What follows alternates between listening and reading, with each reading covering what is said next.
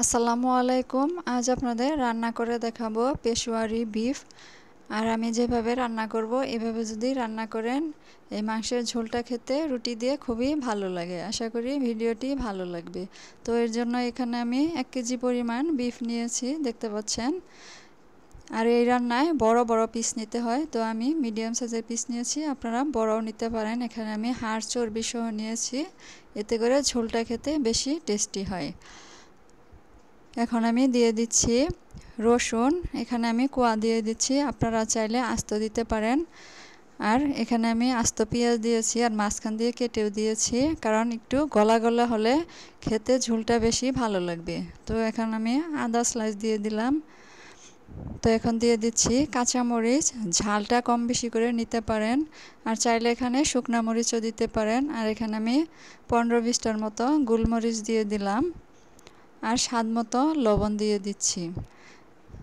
এখানে চাইলে আপনারা শুকনা মরিচ আর 4-5টা দিলেও দিতে পারেন, তো আমি দিলাম না। আর এখানে আমি যেহেতু তেল ছাড়া, এর জন্য 1 টেবিল চামচ ঘি দিলাম, এতে করে সুন্দর ফ্লেভার হবে, খেতে ভালো লাগবে। আর এখানে আমি পেঁয়াজ রসুন কেটে দিয়েছি, কারণ আস্ত দিলে গলে না, এর জন্য ঝোলটাও একটু খেতে ভালো লাগে না। তো আমি এভাবে রান্না করেছি, দেখলাম যে রুটি দিয়ে ঝোলটা খেতে ভালো লাগে, যেহেতু গলা গলা হয়। তো আলু দিতে আমি ভুলে গিয়েছিলাম, এর জন্য এখন আমি আলু দিলাম।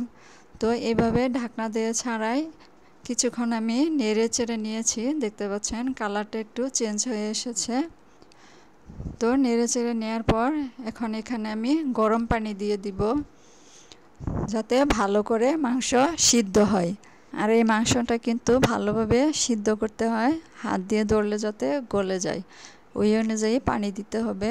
তো একটু নেড়ে চেড়ে মিশিয়ে নিচ্ছি। তো মিশিয়ে নেওয়ার পর এখন আমি জাল করে নিব, যতক্ষণ না মাংস পুরোপুরি ভালোভাবে সিদ্ধ হয়ে আসে।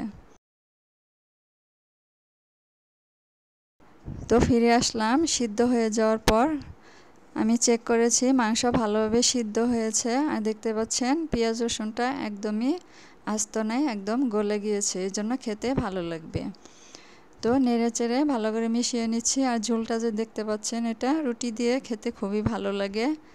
এভাবে রান্না করে খেয়ে দেখবেন, অনেক ভালো লাগবে। ভিডিও ভালো লাগলে প্লিজ লাইক শেয়ার কমেন্ট করে চ্যানেলটি সাবস্ক্রাইব করে পাশেই থাকবেন।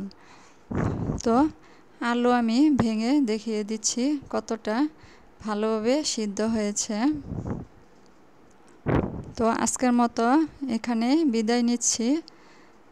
আল্লাহ হাফেজ।